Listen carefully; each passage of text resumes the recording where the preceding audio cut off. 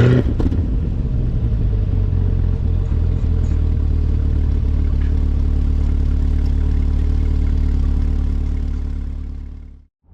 really love this car. The acceleration from 0 to 60 is unreal. I mean, 0 to even maybe like 75 or so, and then it just kind of falls on its face.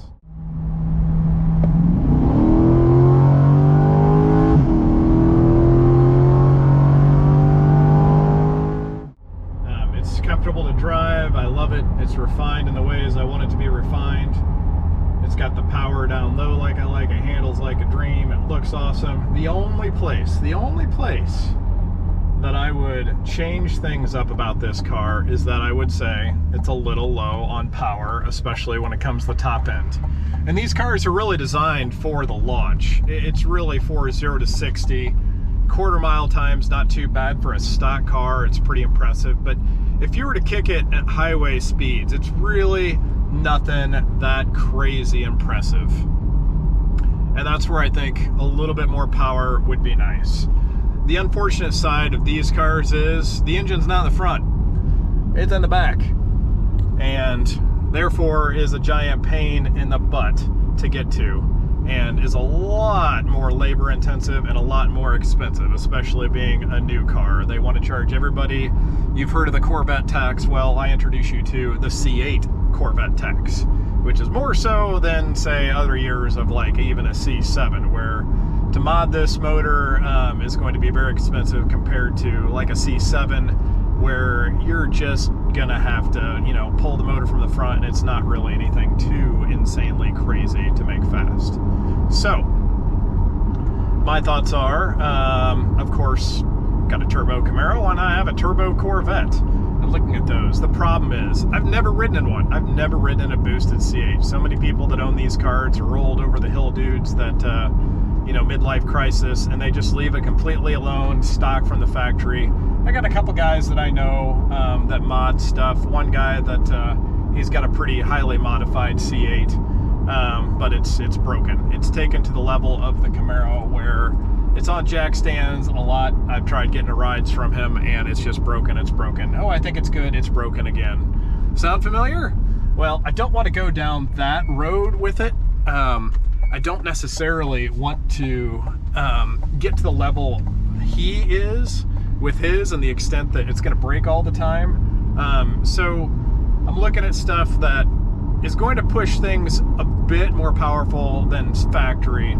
However, we're not going to go to the crazy level of 1,000 plus at the tires with the C8 that I've got to worry about two cars that won't run on me.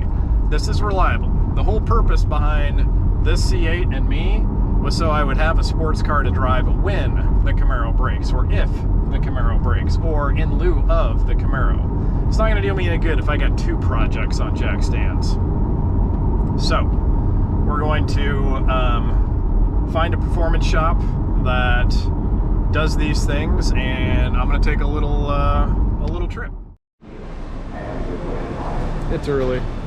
Sun's starting to rise. I've already had one flight. I'm here in the Dallas-Fort Worth airport to ride to Houston. Let's go to LMR this morning to get a ride in a boosted C8.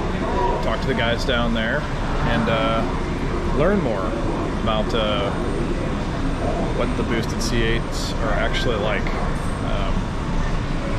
We'll see if this is the route I want to take, and if so, what all it's going to involve and what it's going to be like. But going to make that kind of investment, I certainly want to check it out in person first, and not just, it's like buying a car for the first time without test driving. You're not going to do that. I want to check it out.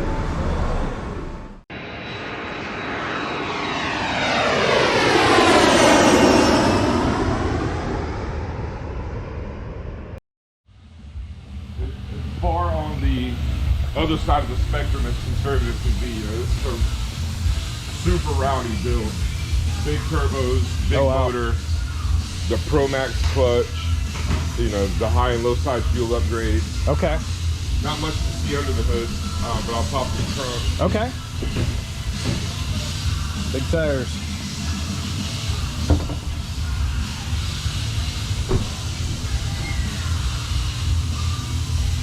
Okay.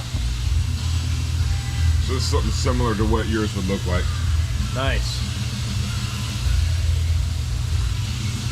Now, how much boost is it gonna eventually run? All of it, 25 to 30. Oh man, so this is well over 11 or 1200 horsepower with the tire capable. Shooting towards 14 to 15. Wow. Okay. Yeah, get out and move. Yeah. So you'll see when I take you for a ride, this has the more aggressive clutch. Yeah. So it's gonna. Yeah. Yeah. Click. Yeah, I think because I've got that same 95 Camaro. Taking you back in time a little bit, but the block eventually flexed. Everybody's going LS. I wanted to do something different. I put a 2JZ engine in it. Yeah. And fully built it, and it dynos at about 1343 the tires.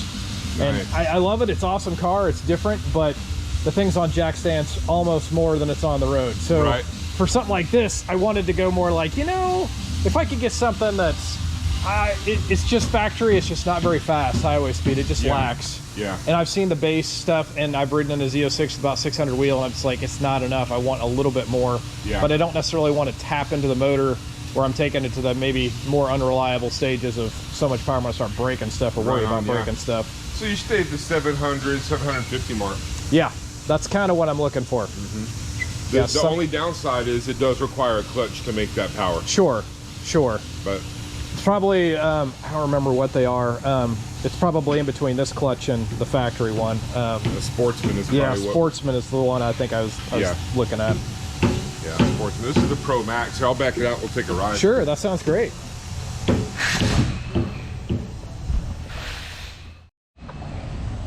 Made it to LMR. So some people would say this might be excessive, coming all the way to a different state down to Texas to check something out. But the logistics of this is a very expensive upgrade. If I'm gonna check, oh my gosh, if I'm gonna check this thing out, I really want to see it in person if I'm gonna invest this much money. Make sure I'm gonna be happy with what I'm about ready to think about doing to the Corvette.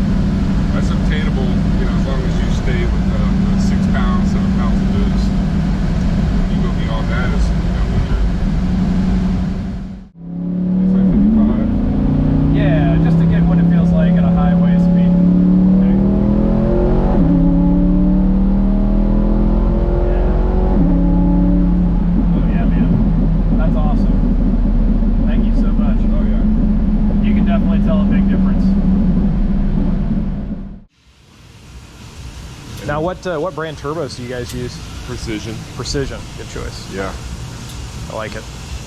Yeah, Precision turbos, and you can see it's a pretty 67 millimeter. Yeah, these are yours will be 67. I think these are bigger. Okay. Yeah. All right. Yeah, these are 76s. Okay. Yes, that's awesome. I dig it. You can see it's on slicks and runners. This guy's gonna go for the record, whatever the quarter mile record is. When it's ready, he's gonna go for it. That's super cool. So it's just kind of the stance that it has, and the stance it'll have until it's a record holder, I guess. That's awesome. Yeah. And here's another one. Here's a top mount turbo that's not all the way together. Yeah, I've seen you guys do quite a few of those. Or at least that's on your YouTube channel that you guys have. Here, getting some fuel upgrades and a clutch. Okay. And big old intake. And we sent the turbos off to get freshened up. Okay. But he's been... Okay. Well, for how simple that was enough. You know, I didn't need to ride in at 10,000 you know, times over again, or drive, you know, multiple miles. I just wanted to feel a pull. Wanted to feel a pull what 700 wheel horsepower felt like in the C8 platform. And I think that's going to be about, you know, the power level that I'm looking at, because realistically, I just don't want another Camaro where I've got to worry about the thing just being broke all the time. I want something I can always get in and enjoy, and turn the key in and just put gas in and change the oil and be done with it. And I think once you start opening up the engine and you start messing with the internals is where you're kind of inviting more unreliability, and I don't necessarily want that. So to push the stock limits of the factory LT2 engine, that's right about where you're at, right about 700 at the tire. So I wanted to make sure that if I'm going to invest this much and I'm going to do the work, I'm going to be happy with the results, and I think I'm going to be happy with that. So thanks for joining us today. Beautiful day down here in Houston at LMR, and we'll see what the future brings. This is going to be more of a long-term thing. Definitely not doing it anytime soon. So thanks again. We'll see you next time.